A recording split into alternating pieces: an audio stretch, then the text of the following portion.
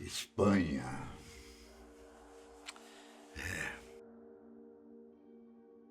Esses dias eu estava me lembrando de um caso, trágico como raramente se vê por aí.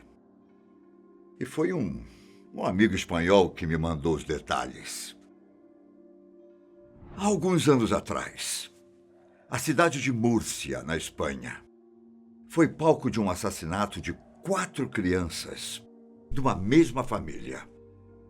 Tudo durante um mês. A princípio, pensava-se que os pais eram os responsáveis. Mas logo descobriu-se que a filha de 12 anos tinha muito mais a esconder. Eu sou o Bira, o seu detetive. Era dezembro de 1965, quando aconteceu a primeira morte. Maria del Carmen, de apenas 9 meses, é encontrada morta em sua casa. A morte foi um mistério, já que a pequena não havia apresentado nenhum indício de que poderia acontecer alguma coisa assim. O médico que investigou a fatalidade disse que ela teria sido vítima de meningite. Uma trágica notícia que deixou a família Martínez del Águila de luto. Uma família grande, diga-se de passagem. Eram 10 integrantes antes da morte da pequena Maria.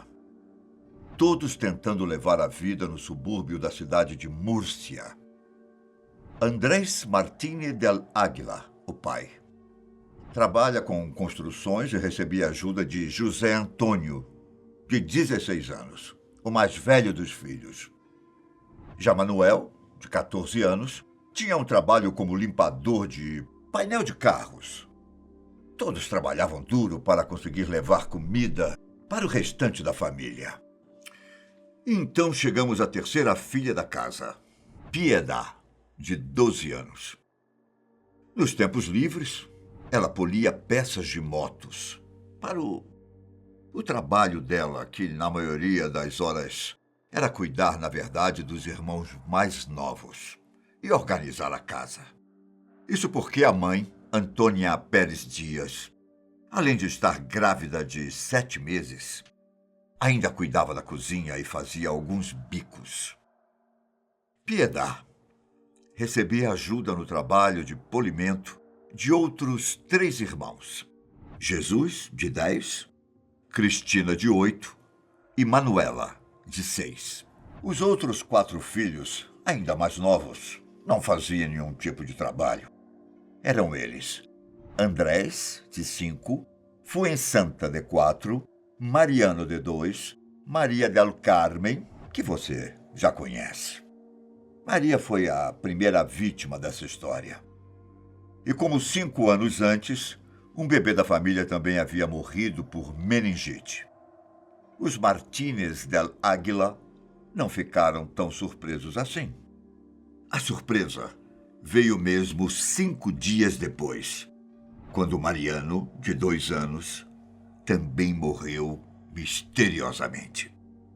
Apenas 5 dias de diferença. Alguma coisa não estava normal. E, de acordo com o médico, a causa também foi meningite. Se a família já estava abalada com essas 2 mortes, ela ficou ainda mais 5 dias depois, quando Fuensanta, de 4 anos, apareceu morta. 3 mortes seguidas, cada uma com um intervalo de 5 dias. Não parecia uma coisa natural? E foi assim que começaram as suspeitas da vizinhança e dos médicos. Seria uma doença contagiosa? Quando o médico foi chamado para testar a causa da morte da criança, ele tomou a decisão de não assinar a certidão de óbito. Ao invés disso, ele levou o caso ao Ministério da Saúde para que as autoridades tomassem partido. Nesse meio tempo, os Martínez del Águila foram isolados pelos membros da comunidade, todos com medo de pegarem a doença fatal. Quando as autoridades resolveram agir, a família inteira foi internada no Hospital Provincial de Múrcia, como forma de evitar o que quer que estivesse matando as crianças atingisse outras pessoas. Mal sabiam eles que não era uma doença. As suspeitas iniciais dos médicos indicavam que pudesse ser algum tipo de intolerância alimentar ou uma condição estranha ainda não descoberta. Depois de passar por vários testes, os médicos não viram outra opção, senão liberar a família para passar o Natal em casa, já que nenhuma anormalidade foi encontrada. E foi um final de ano tranquilo, aparentemente. O problema mesmo veio depois das festas.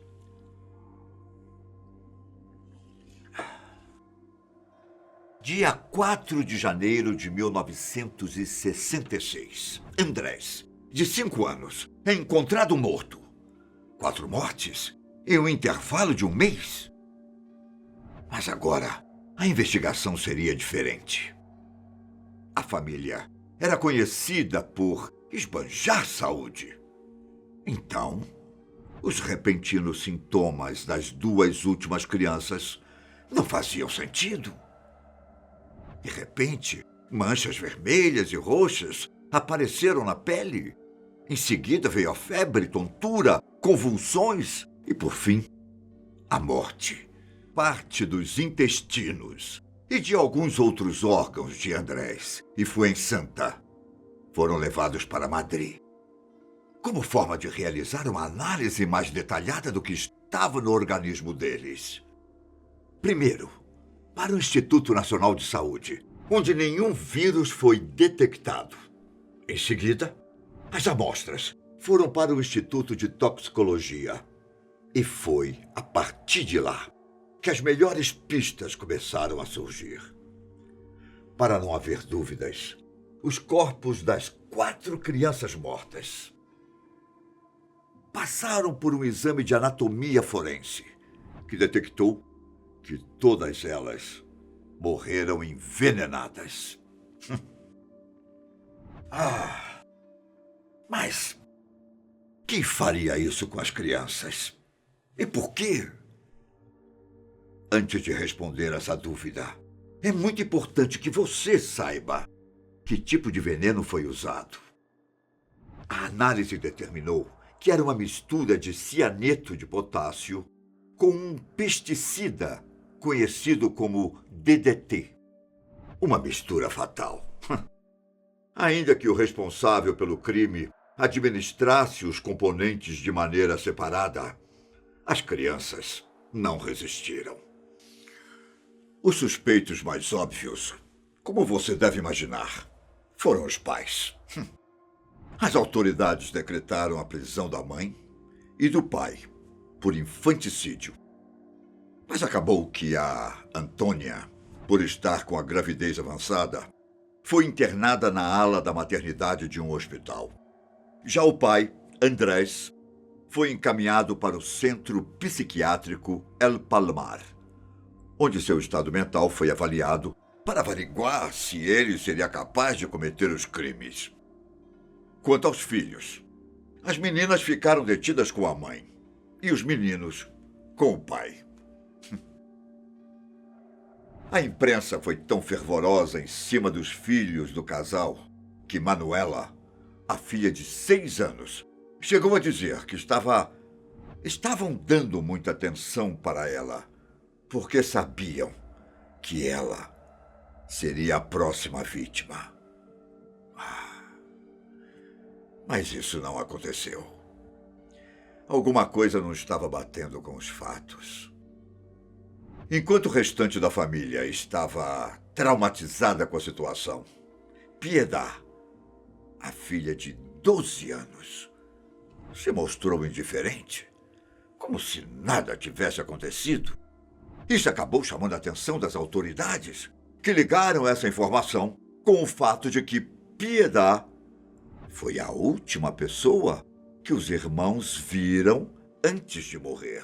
Afinal, ela era responsável por cuidar deles. E era Piedade que alimentava cada um quando os pais não estavam presentes. Depois de pressionada pelas autoridades, a menina acabou confessando os crimes. Mas não do jeito esperado. Dizendo ela que matou os 4 irmãos, sendo que os 3 primeiros foram a mando da mãe e o último ela matou por conta própria. A polícia sabia que isso poderia ser apenas uma forma de se livrar de toda a responsabilidade. Mas ainda assim, decidiu manter a mãe detida até que o fim da investigação acontecesse.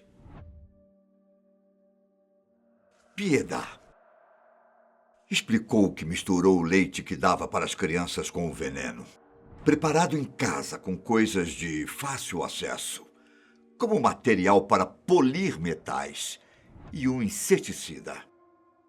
Mas a versão de que a mãe havia mandado Piedade cometer os crimes não foi aceita. E os investigadores continuaram trabalhando até chegar na conclusão definitiva. Piedade estava sobrecarregada pelos trabalhos domésticos e por ter que cuidar dos irmãos mais novos.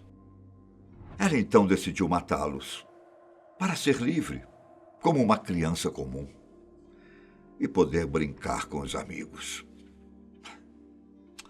Acabou que o pai foi liberado algumas semanas depois e a mãe continuou detida por 2 meses, enquanto os investigadores provaram que Piedade era a única responsável pelos crimes, por causa da personalidade e a forma com que ela tentou manipular a investigação.